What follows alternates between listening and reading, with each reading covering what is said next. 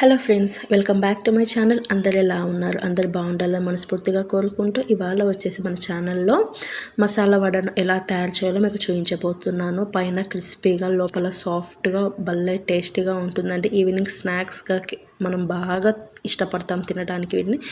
ఇది వచ్చేసి మనము పుదీనా కొత్తిమీర చట్నీతో తింటే మాత్రం రుచి ఇంకా డబుల్ అయిపోతుందన్నమాట.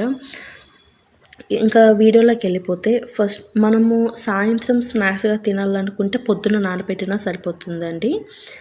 ఒక 4-5 అవర్స్ నానబెట్టేసుకుంటే సరిపోతుంది అనమాట. శనగలు మనకు నీట్గా నానిపోతాయి.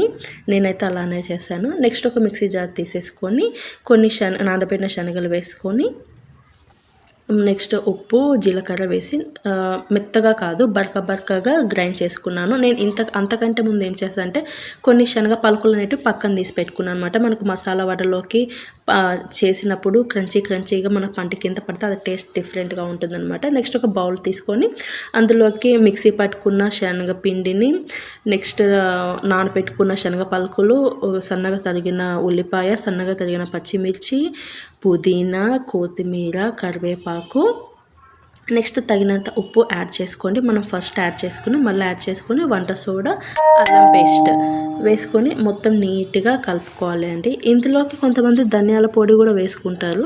ధనియాల పొడి వేసుకుంటే అంత టేస్ట్ రాదు. అన్నీ ఒకదాని తర్వాత వేసుకున్నాం కదండి, మనం నీట్గా కలుపుకోవాలన్నమాట. చూడండి, ఈ విధంగా కలిపేసుకుంటే సరిపోతుందన్నమాట. మరి మనం మెత్తగా మిక్సీ పట్టకూడదు.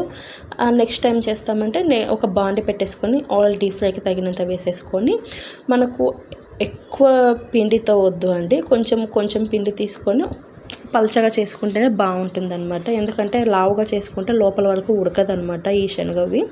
అందుకోసం అనేసి మనం ఒక మాదిరిగా సైజెస్ తీసుకొని ఈ విధంగా మంచిగా గోల్డెన్ బ్రౌన్ కలర్ వచ్చేందుకు రోస్ట్ చేసేసుకొని మంచిగా డీప్ ఫ్రై చేసేసుకొని ఒక ప్లేట్లోకి పుదీనా చట్నీతో సర్వ్ చేసుకుంటే చాలా అంటే చాలా బాగుంటుందండి. ఇంట్లో చిన్న పిల్లలు పెద్దల వరకు ఎవరైనా ఇష్టంగా తింటారు.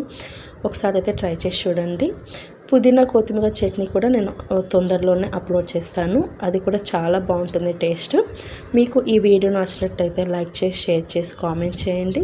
మన ఛానల్ని తప్పకుండా ఫాలో అవ్వండి. Thanks for watching. బాయ్.